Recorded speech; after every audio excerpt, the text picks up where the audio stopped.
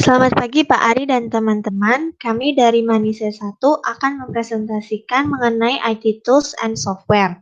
Narasumber kami adalah Muhammad Yuka Harlanda yang berusia 31 tahun dan merupakan co-founder dari Brodo Footwear.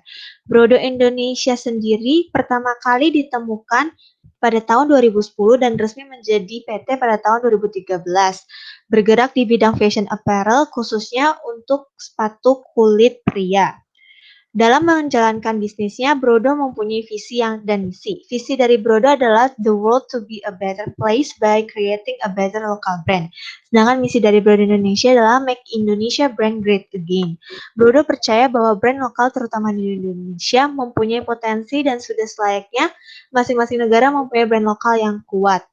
Selanjutnya, value dari Brodo sendiri tercermin dari namanya yaitu brotherhood.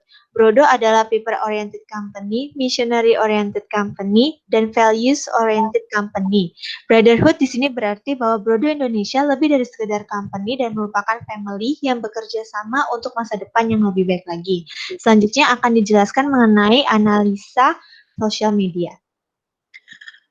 Brodo Indonesia menggunakan sosial media untuk memikat potensial customer atau yang telah kita pelajari yaitu leads. Leads itu merupakan orang yang menunjukkan ketertarikan terhadap suatu produk atau jasa, namun belum memenuhi kualifikasi untuk melakukan pembelian tersebut. Terdapat 5 tahapan dalam sosial media strategi. Yang pertama adalah create buyer persona and understand buyer's journey. Brodo Indonesia menentukan buyer persona terlebih dahulu supaya brand message dapat disampaikan oleh konten media sosial sesuai dengan target market Brodo. Secara garis besar, buyer persona dari Brodo Indonesia adalah seorang laki-laki yang berusia sekitar 20-30 tahun dengan profesi sebagai mahasiswa tingkat akhir, fresh graduate, atau mahasiswa baru. Dalam mempersiapkan sosial media, Brodo harus mengerti tahapan dari seorang buyer, dimulai dari meningkatkan awareness, mempersiapkan konten untuk meningkatkan engagement dari buyer, dan dengan itu muncul harapan agar buyer terdorong untuk melakukan pembelian melalui aktivitas pembelian buyer yang menjadi engage dengan produk Brodo Indonesia, dan selanjutnya adalah aktivasi pengaruh dari konsumen. Yang kedua adalah define your objective and KPIs.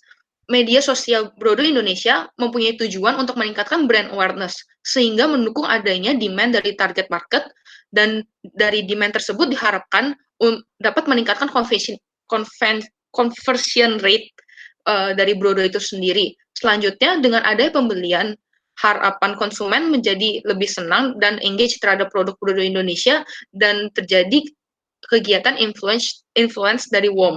Yang ketiga adalah start listening. Brodo Indonesia melakukan komunikasi yang lebih intim dengan konsumen melalui komen dan mention. Hal ini dibuat oleh Brodo Indonesia untuk menarik engagement dan mendengarkan cerita perjuangan konsumen mereka. Yang keempat adalah building a content. Melalui konten media sosial Brodo Indonesia, mereka mau menyampaikan terkait informasi tentang produk baru melalui cerita secara konsisten yang dikemas dengan menarik, sehingga dapat menghibur pembeli. Dengan begitu, antar Brodo Indonesia dan konsumen terhubung melalui konten yang disajikan. Yang terakhir adalah select social media channels. Brodo sebagai bisnis yang bergerak dalam fashion industry mengatakan bahwa media sosial yang sangat berpengaruh adalah Facebook dan Instagram. Meskipun begitu, mereka tetap memiliki beragam media sosial lainnya yang memaksimalkan pelanggan yang dicapai. Berikut macam-macam sosial media yang dimiliki oleh Brodo Indonesia. Oke, sekarang adalah media sosial yang digunakan oleh Brodo Indonesia. Jadi, media sosial yang pertama kali digunakan adalah Instagram. Jadi, Instagram merupakan salah satu media digital yang paling memberikan exposure tinggi bagi Brodo. Hal ini disebabkan oleh mayoritas masyarakat Indonesia yang menggunakan Instagram sebagai media sosial harian mereka. Instagram Brodo Indonesia sendiri memiliki objektif yaitu inspire people with great photos. Penyajian foto dan caption yang menarik menimbulkan keinginan seseorang untuk memiliki produk tersebut. Jadi hal ini dapat dikatakan juga sebagai teknik soft selling, di mana Brodo tidak menjual secara langsung. Selain itu, Brodo juga memanfaatkan influencers di Instagram untuk mempromosikan produk mereka. Yang berikutnya adalah Facebook. Jadi Facebook itu merupakan media sosial yang pertama kali dimiliki oleh Brodo Indonesia saat pertama kali berdiri. Brodo memiliki objektif untuk Facebook sendiri sebagai hard selling content, di mana awalnya itu digunakan sebagai media transaksi dengan pembeli. Namun seiring berjalannya waktu, Facebook Brodo sekarang ini digunakan sebagai lookbook atau katalog dari produk. Media promosi dan juga pengumuman lainnya terkait perusahaan juga ditampilkan pada Facebook. Berikutnya adalah YouTube. YouTube itu digunakan sebagai media penyimpanan video konten bagi Brodo. Penyajian informasi melalui video itu memberikan informasi yang lebih lengkap dibandingkan gambar dan tulisan. Namun penggunaan video itu lebih rumit dikarenakan diperlukan pemikiran konten, editing, dan penggunaan alat videografi. Selain itu, Brodo juga membuat sebuah proyek tertentu seperti mini-series Ramadan yang menghibur pelanggan setianya. Berikutnya adalah email marketing. Email marketing Brodo itu digunakan untuk melakukan kerjasama dengan pihak-pihak yang bisa membantu promosi. Dan email marketing ini juga digunakan sebagai pengiriman newsletter kepada para pelanggan setianya. Berikutnya Twitter. Twitter itu merupakan media sosial yang digunakan oleh Brodo sebagai daily conversation dengan melakukan tweet tertentu. Brodo menggunakan daily conversation ini untuk berinteraksi dengan para pelanggan setianya. Yang terakhir adalah Line Official Account.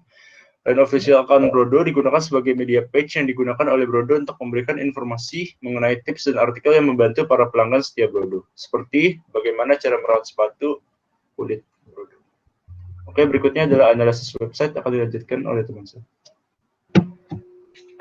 Untuk website, secara teori terdapat 3 fungsi yang umumnya digunakan, yaitu information. Untuk Brodo Indonesia, mereka telah menggunakan 3 fungsi websitenya, karena dalam website tersebut terdapat informasi-informasi yang berhubungan dengan produk-produk mereka. Selain itu, mereka juga menampilkan produk-produk yang mereka jual, dan kita dapat melihatnya secara langsung dari website tersebut. Dan supporting, terdapat fitur untuk para pelanggannya agar bisa berinteraksi langsung dengan tim customer care dari Brodo.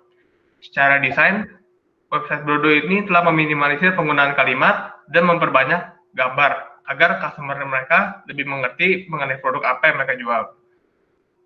Dalam menjalani trik yang mereka gunakan, mereka mengawasi journey dari customer yang mengunjungi website tersebut.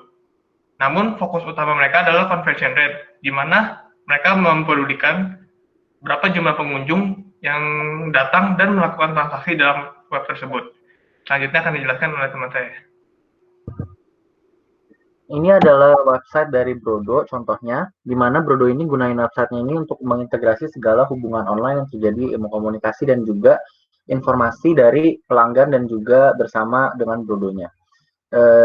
Selain itu juga, di dalam website tersendiri terdapat blog, di mana blog ini digunakan oleh Brodo untuk melakukan sharing terhadap artikel-artikel yang cukup panjang yang di mana isinya itu mungkin seperti event apa yang telah mereka lalui sebelumnya dan juga sharing session yang dilakukan oleh Brodo.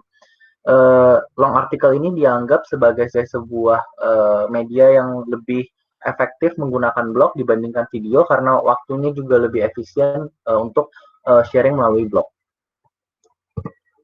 Berikutnya ada digital marketplace yang digunakan oleh Brodo, di mana itu ada Shopee dan Tokopedia, di mana kedua ini memiliki objektif yang sama, yaitu untuk bisa menghubungi target market yang jauh lebih luas dari yang pengguna aplikasi tersebut dan juga memanfaatkan spesial promosi yang diberikan oleh digital marketplace tersebut. Berikutnya IT Tools akan dijelaskan oleh teman saya. Dalam Brodo sendiri sudah menggunakan beberapa IT tools dalam divisi-divisinya. Dalam divisi Human Resource, untuk company-wide, Brodo akan menggunakan, Brodo sendiri menggunakan Basecamp sebagai media komunikasi antar divisi. Basecamp ini merupakan aplikasi yang menyimpan seluruh file divisi, KPI, to-do list setiap divisi, sehingga terdapat transparansi setiap divisi dalam perusahaan Brodo sendiri. Kemudian dalam divisi Finance Accounting, dalam pencatatan keuangan, tim keuangan Brodo saat ini menggunakan Jurnal by Mekari yang merupakan cloud accounting system yang membantu mengelola laporan keuangan perusahaan. Untuk pemilihan IT tools dalam laporan keuangan disesuaikan dengan tim keuangan yang ada. Dalam divisi operation, untuk menjalankan operasional bisnis, Brodo menggunakan Shopify sebagai point of sale mereka yang diintegrasikan dengan startup yang menyediakan software dan juga warehouse. Sehingga dari Shopify ini akan memberikan seluruh laporan inventory, transaksi, data customer, seberapa banyak spending mereka, hingga sales tertinggi dalam periode.